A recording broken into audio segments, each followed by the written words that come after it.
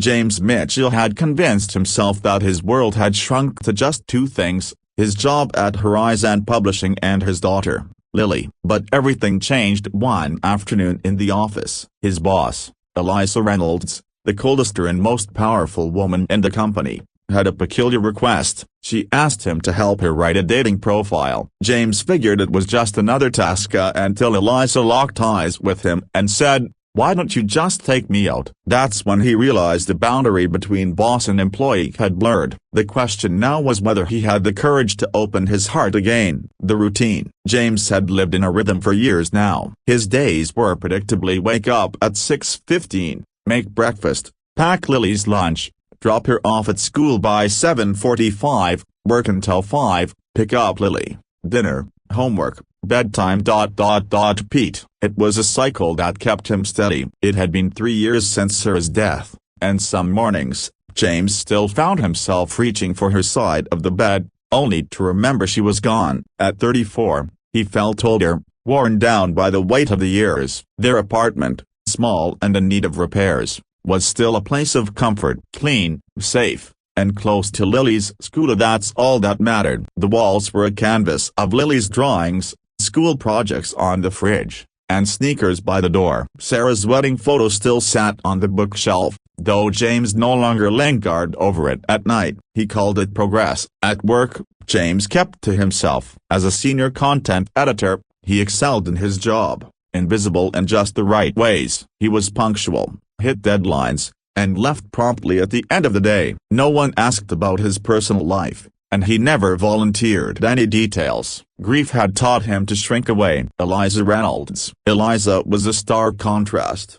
At 36, she commanded respect, or fear, from everyone at Horizon Publishing. Tailored suits, sharp words, and an unflinching persona. James had been under her leadership for 2 years, and they had barely exchanged more than a few words. Brilliant, ruthless, and yet alone. Still, James noticed things about her, small details. How she drank her coffee black, no sugar, no cream. How she stayed late on Fridays when the office emptied out. And one day, how she asked after Lily, remembering a cold she'd mentioned weeks ago. Most people didn't care enough to notice these things. So when Eliza called him into her office on a Thursday afternoon in late September, James assumed it was work-related. He knocked twice, notebook in hand. Her office was sleek, glass, steel, and a view of the city that made his apartment feel even smaller. Eliza stood by the window, arms crossed. She gestured for him to sit. "I need a favor,"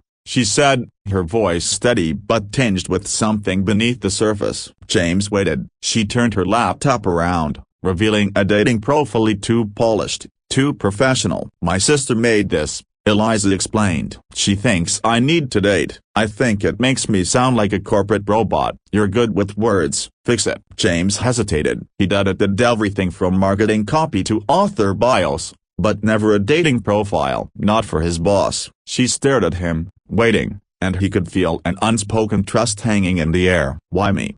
he asked. Eliza didn't hesitate. "Because you're the only one who's ever actually asked how I'm doing. And meant it." She looked at him with an odd intensity. "You notice things." That hit him somewhere deeper than he expected. It wasn't attraction yet, but something else. Recognition, maybe. "All right," he said, sitting down. "Let's see it." The next hour passed like a blur. They dissected the profile line by line. Eliza explained what her sister had written and why it felt wrong. James asked the kind of questions he would if editing a manuscript. What did Eliza actually like? What mattered to her? What did she want someone to know? Her answers started off generic: reading, traveling, good wine. But James pressed her further. "What kind of books?" he asked. "Where's the last place you traveled to? When was the last time you did something for yourself?" Slowly, Eliza's walls came down. She told him about a photography course she'd taken before work consumed her. She told him about old bookstores, the kind with creaky floors and handwritten recommendations. She told him she hadn't had a real vacation in years. By the end, the profile finally sounded like a persona, a real person, not a product. Eliza read it over, a hint of a smile crossing her face. "This is better," she said softly. But then her smile faded. "Can I ask you something?" James nodded. "Why don't you date?" she asked, her tone quiet but direct. It's been 3 years since her wife. James stiffened. He hadn't expected this question, not from her. Most people avoided the topic entirely. He set his pen down and stared at his hands. "I don't know if I'm ready," he said, his voice barely audible. "I don't know if I'll ever be ready, and I have Lily to think about. She lost her mother. I can't risk her losing someone else." Eliza leaned back, her gaze steady. "You think loving someone again would hurt her?" "I think bringing someone into her life and having it not work out would hurt her more," James said, the words heavy. "She's been through enough." Eliza was quiet for a long moment. Then she said, "You're a good father, James, but you're allowed to be a person, too." Her words hit him harder than he anticipated. There was no pity in her voice, just blunt honesty. And for the first time in a long while, James felt both exposed and understood. "I should get back to work,"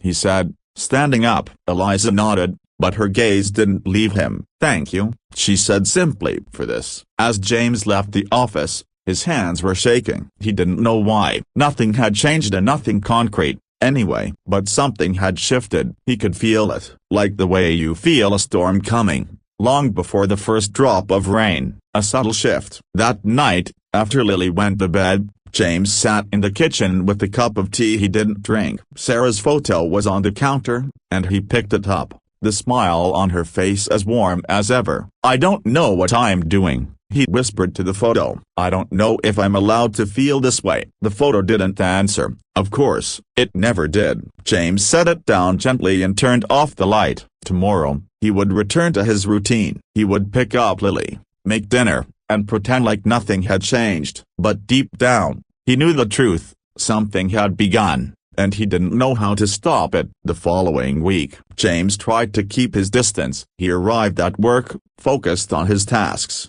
and avoided the fourth floor where Eliza's office was. It should have been easy. They had different schedules, different responsibilities. But on Tuesday morning, Eliza stopped by his desk with the coffee. "Black, no sugar." She set it down without a word and walked away. James stared at the cup, his mind racing. She had brought him coffee, not because he asked, not because she needed something from him, just because. On Wednesday, she asked his opinion during a meeting. Eliza didn't ask for opinions. She gave directives. But she looked to James and asked, "What do you think? Does this feel authentic?" James suggested a shift in tone, something more personal, less corporate. Eliza made a note and moved on. But the room had already fallen silent. Afterward, Derek leaned over and whispered, "You're in her good books now." That's either really good or really bad. James didn't know which it was either. But when he glanced at the conference room door, Eliza was watching him through the glass. She quickly looked away. The door to Eliza's office was slightly ajar when James arrived. He could see her standing by the window,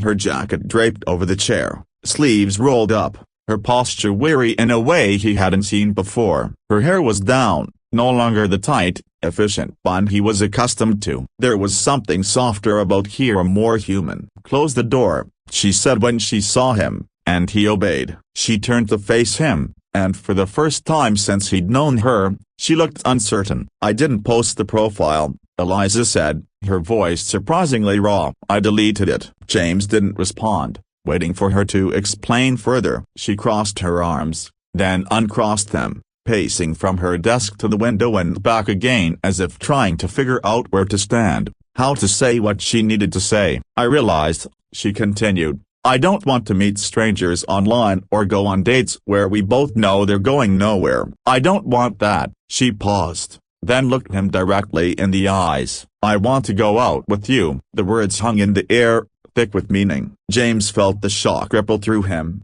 his pulse quickening. He'd known it was coming, had felt it building in the space between them, but hearing it out loud made it real, made it dangerous. "Eliza," a broken bar he began, but she raised a hand, stopping him before he could finish. "I know what you're going to say," she said. "You're going to say it's complicated, that you're not ready, that you have Lily to think about." She stepped closer, her voice steady but vulnerable. "And you're right. But I'm not asking you to marry me, James. I'm asking you to have dinner with me, just once. And if it feels wrong, we'll forget it ever happened." He stood there for a moment, weighing her words. He thought of Lily, of Sarah, and of all the reasons to say number. But then he remembered what Eliza had said the week before, "You're allowed to be a person." "One dinner," James said finally, his voice quieter but resolute. Eliza's shoulders softened, a subtle but telling sign of relief. "One dinner," she agreed. They went to a small Italian restaurant 2 blocks from the office. It had checkered tablecloths, candlelit bottles of wine, and photos of old Italian streets on the walls. They sat in the back corner, away from the windows. The waiter brought menus, and Eliza ordered wine. James opted for water. "You don't drink?" Eliza asked, a hint of surprise in her voice. "Not much," James replied. "I need to be sharp for Lily. She has nightmares sometimes. I need to hear her." Eliza's expression softened. "You're a good father," she said. James shifted uncomfortably. "I'm trying. Some days I feel like I'm failing." "Tell me about her," Eliza said, leaning forward, her elbows resting on the table. So James told her. He shared stories of Lily's drawings, her curiosity, the way she sometimes asked about her mother. He spoke of the small victories, of the moments that felt like triumphs in the face of so much loss, and the hard nights, when Lily would wake up crying without knowing why. Eliza listened intently, never interrupting. Her wine remained untouched, her attention solely on him. When he finished, she spoke softly. "She's lucky to have you." James exhaled, the weight of his grief settling in his chest. "She's the only reason I got out of bed the first year after Sarah died." Their food arrived: a pasta for Eliza, chicken for James, and the conversation shifted to lighter topics. Books they'd read, places they wanted to visit, quirky stories about their co-workers. When Eliza laughed, genuinely laughed, at something James had said about Derek, it startled him. He hadn't realized how much he'd missed hearing her laugh. After dinner, Eliza reached across the table and touched his hand. The brief contact, the warmth of it, sent a jolt through him. "You're allowed to live again, James," she said quietly. "Sarah would want that." He pulled his hand back, not out of anger but out of fear. "You don't know what she would have wanted," he said, his voice sharper than he intended. Eliza didn't flinch. "You're right, I don't. But I know what it's like to stop living because you're afraid of getting hurt. I've been doing that for years, and I'm tired of it." James met her gaze, feeling the truth of her words. He was scared. Scared of what this meant. Scared of what would happen if it didn't work out. Scared of Lily getting attached to someone else and then losing them. But he could hear the fear in her voice too, and he saw, beneath her tough exterior, the same loneliness he felt. "I'm scared," he admitted. "I'm scared of what happens if it doesn't work out. I'm scared of Lily getting attached to you and then losing you." Eliza nodded, understanding. "I'm scared too," she said, "but I'd rather be scared and try than safe and empty." The conversation didn't resolve anything. It couldn't. They walked back toward the office in silence, both lost in their own thoughts. At the parking garage, Eliza stopped and turned to him. The light from the street lamp illuminated her face, casting soft shadows across her features. "Thank you for tonight," she said. James nodded. Before he could stop himself, he leaned in and kissed her. It was quick, a fleeting moment, but it felt like the beginning of something. When he pulled back, Eliza was staring at him, wide-eyed. "I'll see you Monday," he said, his voice thick with emotion, before walking away quickly, before he could second-guess himself. The following weekend, James couldn't stop thinking about the kiss. He went through the motions with Lily at breakfast, cartoons, the park, but his mind was elsewhere. On Sunday afternoon, as Lily sat at the kitchen table drawing, he sat across from her with a cup of coffee he barely touched. "Daddy?" Lily asked, her small voice breaking his reverie. "Are you okay?" James blinked. "Yeah, sweetheart, I'm fine." "Why?" "You've been quiet," Lily said, looking up at him with her serious eyes. "You have that thinking face." James smiled despite himself. "What's my thinking face?" Lily scrunched her eyebrows together, mimicking him, and James laughed. "I don't look like that," he said. "You do." She grinned. Her expression shifted, becoming more serious. "Are you thinking about Mommy?" she asked. The question caught him off guard. He put down his coffee, gathering himself. "Sometimes," he said honestly. Lily nodded, her eyes downcast. "I try to remember," her voice, she said, coloring in a flower with red crayon, "but I can't anymore. Is that bad?" James felt a lump form in his throat. He reached across the table and took her hand gently. "No, sweetheart, that's not bad. That's just what happens. But we still remember her, right? We remember how she made us laugh, how she sang in the car, how she always burned the cookies." Lily giggled. "She was really bad at baking." "The worst," James agreed. They sat in silence for a moment, and then Lily went back to her drawing. James thought about what he had told Eliza the night before. We're allowed to live again. But was he really ready to? Could he really let someone else in, for Lily's sake, for his own?